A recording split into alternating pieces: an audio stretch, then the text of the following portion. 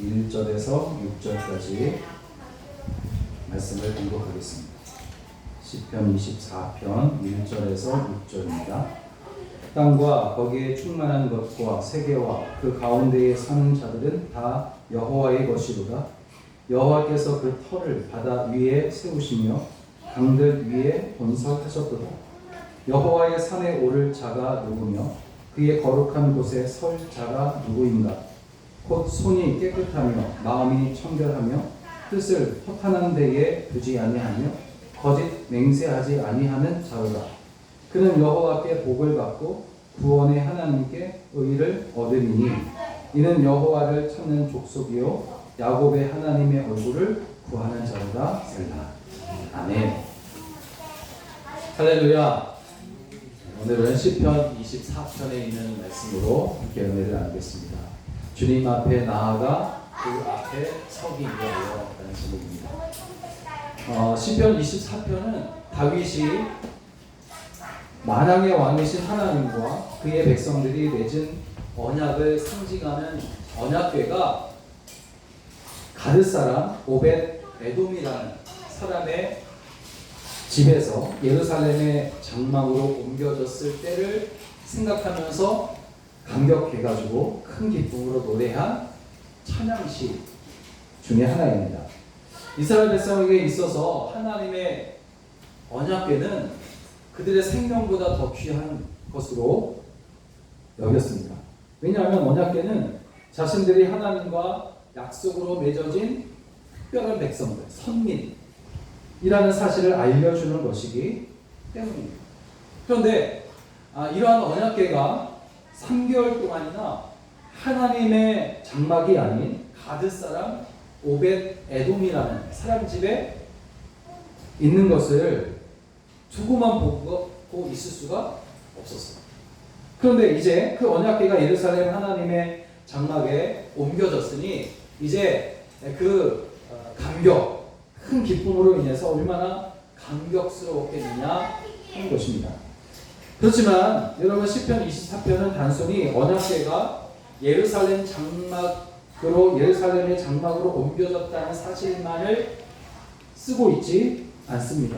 이 사실을 통해서 장차 우리 가운데 임마누엘로 오실 예수님을 보여주고 있는데 예수님이 우리를 위하여 대신 십자가에 죽으시려고 예루살렘에 입성하신 그 일을 바라보면서 찬양하고 있어요.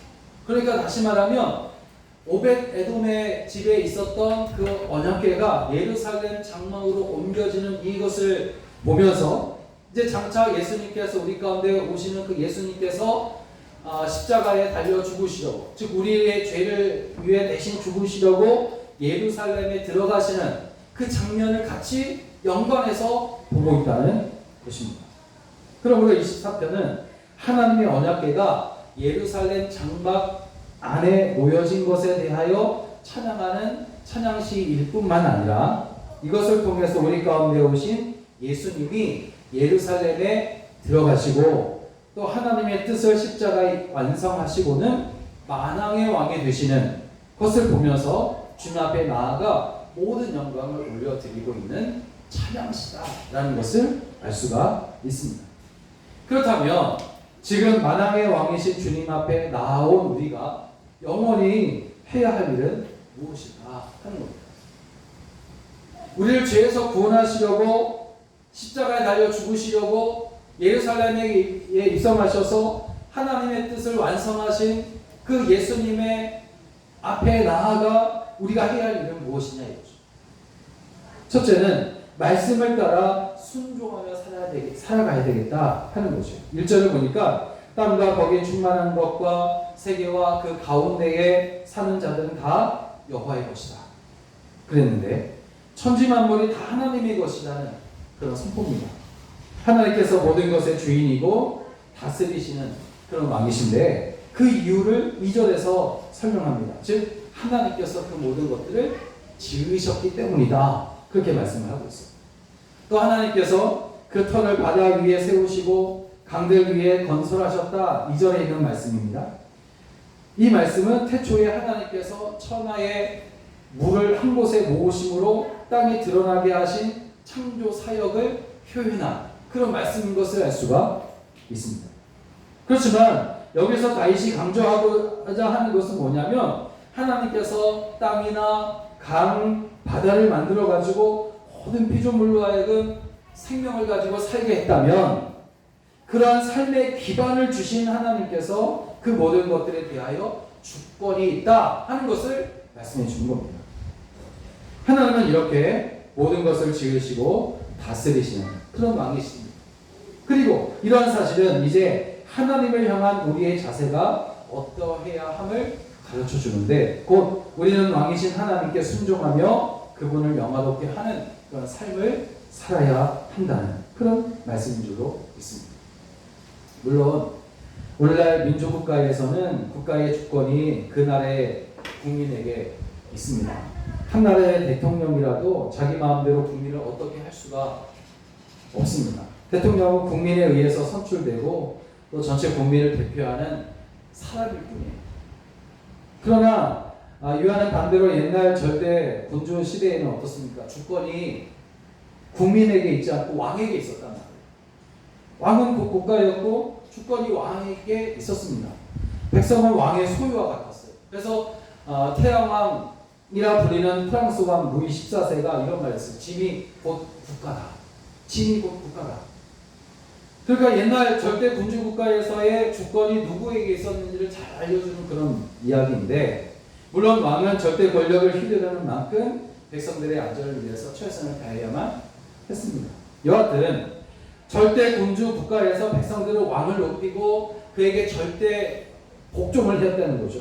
그런데 여호와 하나님은 그러한 절대 권력을 가진 옛날 군주 시대의 왕들보다도 더 큰 권력, 절대 권력을 가지셨다는 것입니다. 그분은 단지 한 나라의 왕이 아니라 온 우주와 모든 나라의 왕이시기 때문입니다.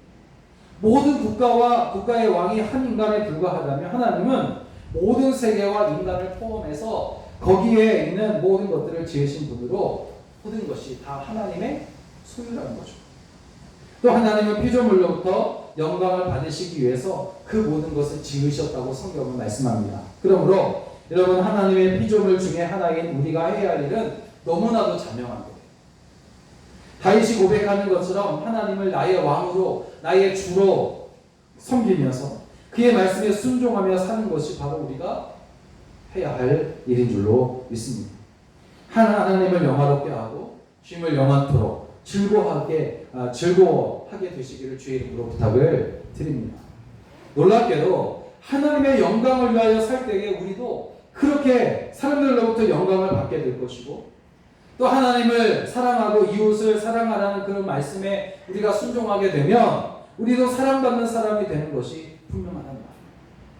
여러분 하나님 앞에서 겸손히 행하라는 말씀에 그 순종하게 되면 우리는 세상에서 높임을 받게 될 것이고 우리가 빛과 소금의 역할을 감당하라는 말씀에 순종하게 되면 사람들이 등불인 우리를 따르게 될 것이고 또 소금이 된 우리 때문에 모든 것이 좋게 변화될 것이고 로마서 1장 21절에서 23절을 보니까 하나님을 알되 하나님으로 영화롭게도 아니하며 감사하지도 아니하고 썩어지지 아니하는 하나님의 영광을 썩어질 사람과 금수와 벌레 형상의 우상으로 바꾸었다.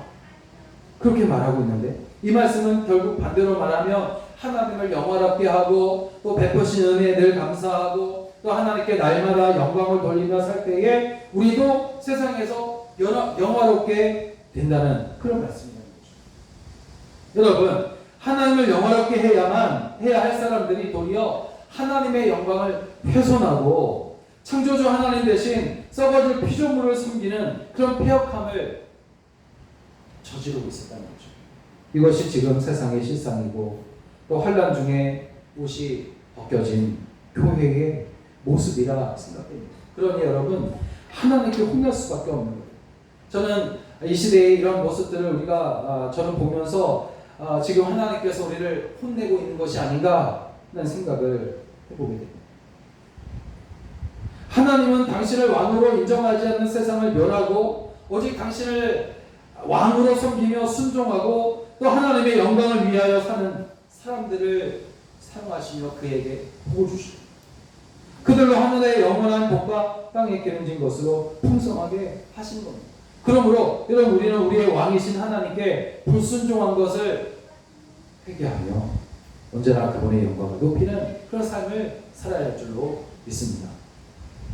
두 번째로 주님 앞에 나아가 서기 위해서 우리가 해야 될 것은 뭐냐면 모든 것이 하나님의 것임을 고백하는 겁니다. 주여, 이 모든 것이 하나님의 것입니다. 내 것은 하나도 없습니다. 하나님의 것입니다. 라고 고백해야 된다는 것입니다. 그래야 우리가 주님 앞에 나아가 설 수가 있는 겁니다.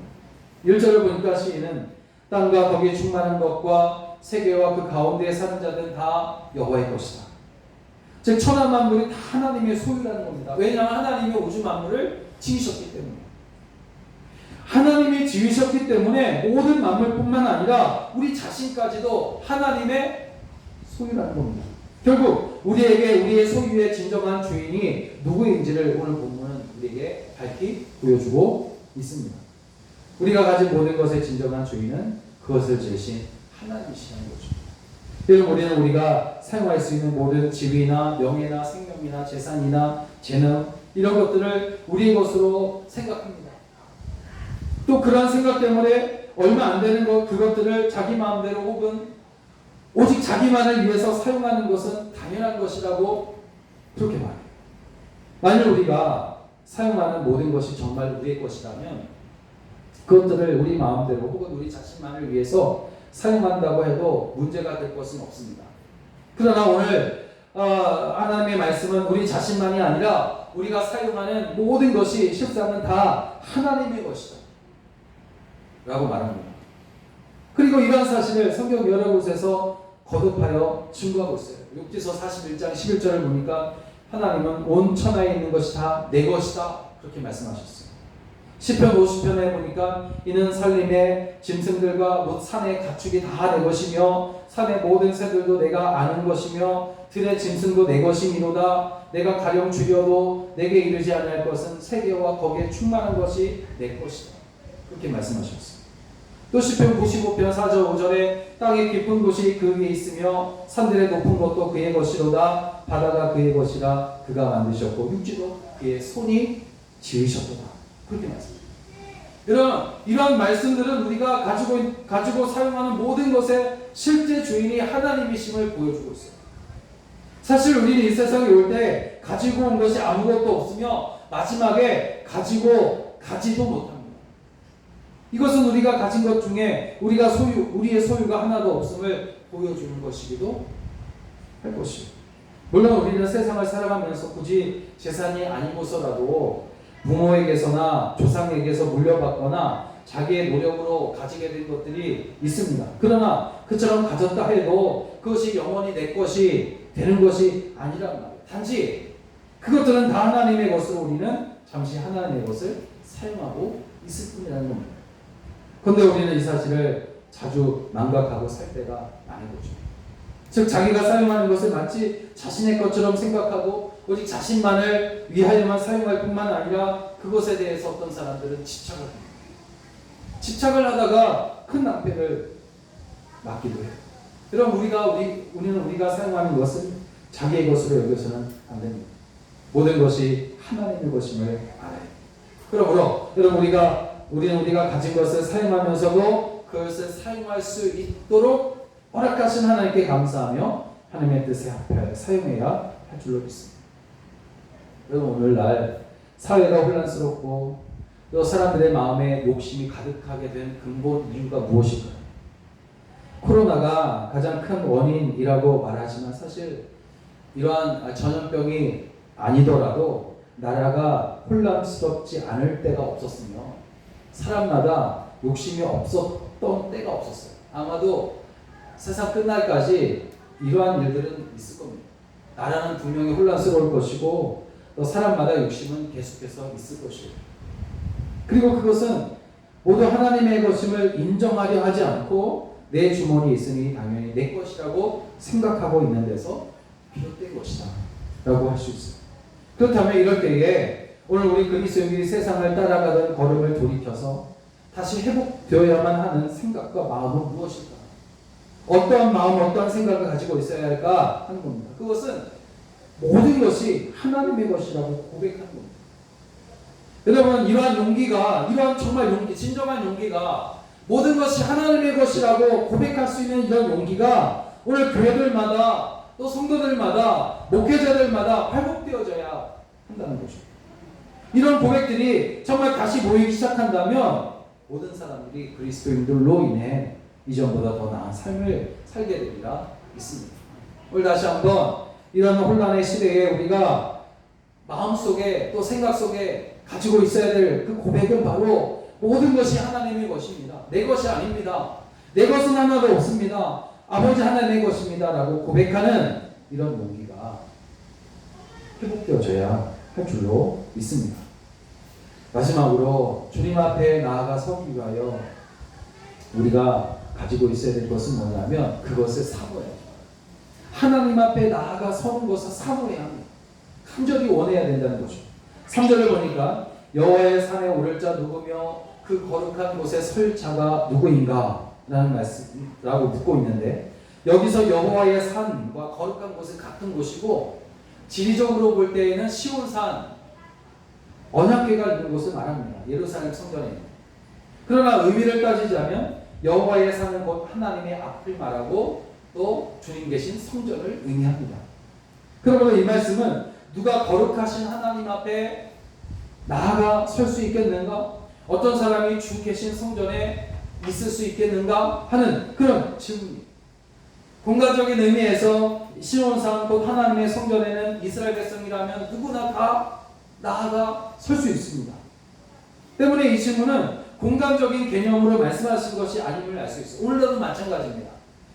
어떤 사람이든 성전에 들어와서 예배 시간에 자리에 앉아 있을 수는 있어요. 그러나 앉아 있다고 모두가 다 신실한 예배자라고 볼 수는 없다는 거죠. 그러므로 어떤 사람이 주 계신 성전에 있을 것인가? 라는 이 질문은 아주 심오한데, 즉 이 말씀은 결국 신실한 마음으로 하나님을 영원하게 하려고 하는 그 마음으로 예배드리는 사람이 참으로 하나님 앞에 서는 사람이라 하는 그런 말씀.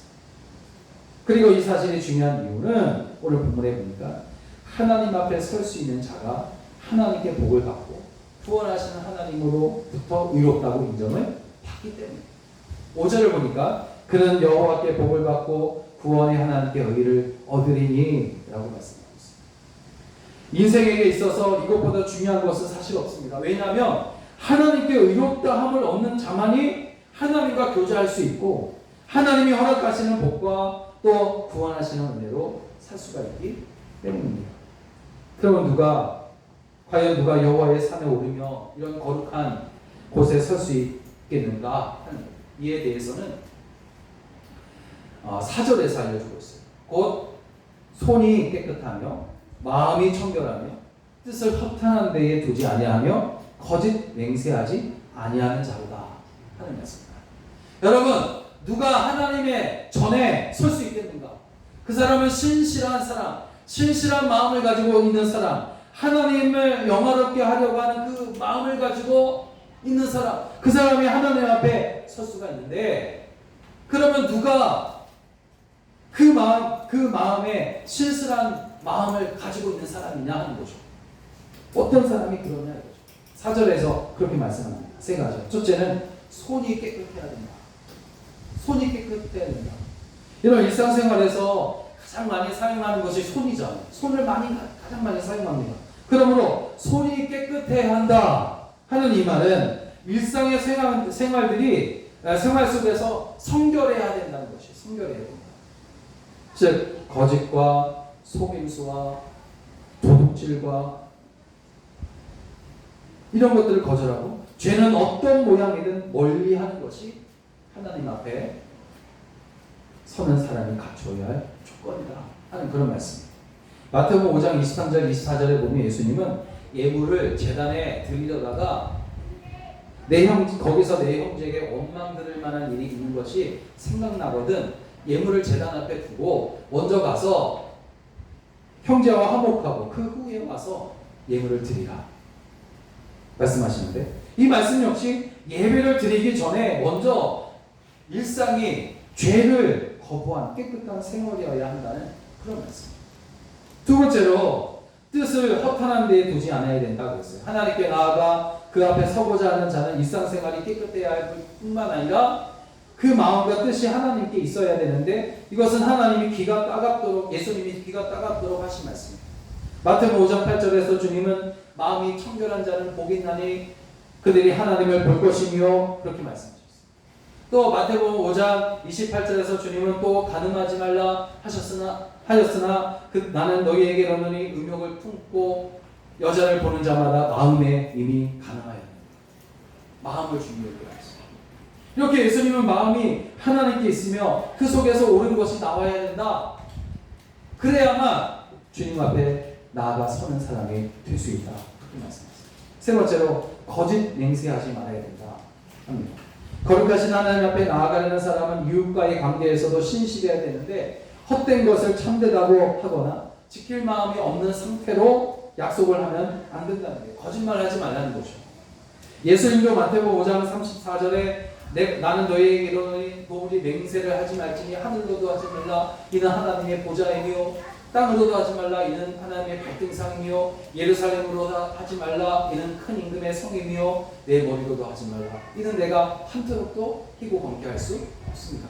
오직 너희 말은 옳다 아니라 하라. 이에서 지나는 것은 악으로부터 나느니라 말씀하셨어요. 여러분, 하나님은 거룩하십니다. 그러기에 여러분 아무나 하나님 앞에 나아갈 수 없어요. 하나님 앞에 나아가려면 그 역시 거룩하지 않으면 안 되기 때문입니다. 너무나 당연한 말 아닙니다. 손이 깨끗하며 마음이 청결하고 거짓 맹세를 하지 않는 사람이 하나님 앞에 나아가 설 수 있는 사람이라는 거죠.